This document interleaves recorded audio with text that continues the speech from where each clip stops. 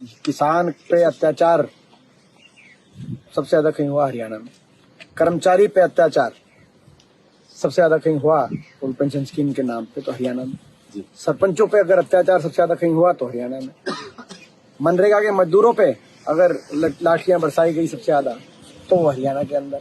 खिलाड़ियों पे अगर अत्याचार हुआ तो हरियाणा पे। बहन बेटियों पे अगर कहीं अत्याचार हुआ, देश में एक उदाहरण बनाया गया कि इस प्रदेश के अंदर बहन बेटियों की इज्जत की भी रक्षा नहीं की जाएगी अगर कोई आरोपी भाजपा का सांसद या भाजपा का मंत्री होगा तो हरियाणा के अंदर।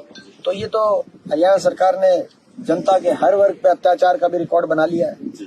तो जो जनता के हर वर्ग पे अत्याचार करे, जो भ्रष्टाचार का रिकॉर्ड बनाए, अत्याचार का रिकॉर्ड बनाए, तो जो ऐसी सरकार को तो मैं समझता हूँ कि तो छुट्टी करनी पड़ेगी। ये आज हमारा संकल्प है। ये दोहरे मापदंड वाली पार्टी है। पार्टी के पास असीम धनबल और असीम अहंकार, दोनों ही।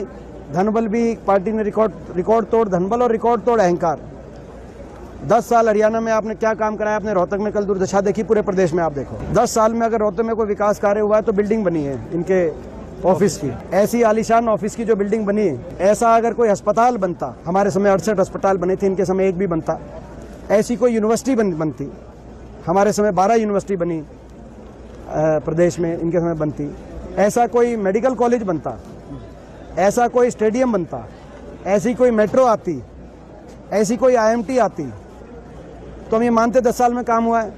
लेकिन 10 साल में इनके ऑफिस, हम तो ये कह रहे हैं कि आपका असीम धनबल है, हम उस बात का आदर करते हैं कि आपने इतना धनबल जुटा लिया भाजपा वालों। आप अपना एक दफ्तर बनाओ तो उसके साथ एक अस्पताल भी खोल दो।